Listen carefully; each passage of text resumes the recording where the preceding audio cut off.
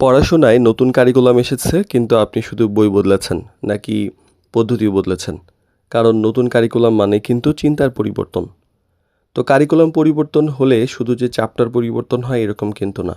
শেখানোর লক্ষ্য, মূল্যায়নের ধরন এইসবও কিন্তু পরিবর্তিত হতে পারে। তাই একজন দক্ষ টিউটরের উচিত যে নতুন কারিকুলাম ভালোভাবে বোঝা এবং সে অনুযায়ী নিজের টিচিং মেথডটা আপডেট করা। তো টিউশন বিডি শিক্ষক শিক্ষার্থী এবং অভিভাবক সিরিজের 151তম পর্বে আজকে কথা বলবো যে নতুন কারিকুলাম একজন দক্ষ টিউটর কেন বুঝবেন।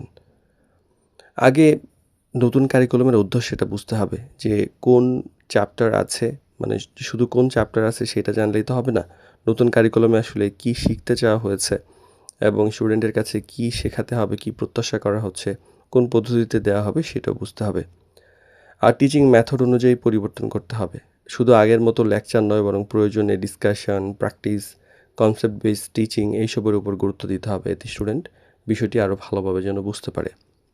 আর অ্যাসাইনমেন্ট সিস্টেম সম্পর্কে সম্পূর্ণ এক ধারণা রাখতে হবে যে কীভাবে মূল্যায়ন হবে, কোন বিষয়গুলো বেশি গুরুত্ব পাবে, কী ধরনের কোয়েশ্চেন আসতে পারে, এইসবের বিষয়ে পরিষ্কার ধারণা রাখুন, তাহলে প্রস্তুতিও কিন্তু সঠিকভাবে হবে। আর গার্ডিয়ানের সাথে সঠিকভাবে কমিউনিকেশনের একটা ব্যাপার থাকে। অনেক গার্ডিয়ান শুধু নতুন কারিকুলাম নিয়ে বিভ্রান্ত হয়ে থাকেন। একজন টিউটর হিসেবে সহজ ভাষায় তাদের বিষয়টি বুঝিয়ে বলুন এবং স্টুডেন্টকে কীভাবে সহযোগিতা করতে পারেন সেটাও পরামর্শ দিন। আর নিজেকে নিয়মিত আপডেট রাখতে হবে। শিক্ষাক্ষেত্রে পরিবর্তন আসতেই পারে, তাই টিচিং ওয়ার্কশপ, নতুন গাইড বা নির্ভরযোগ্য তথ্য অনুসরণ করে নিজের নলেজ নিয়মিত আপডেট করুন। প্রয়োজনে এআই সহযোগিতা নিন।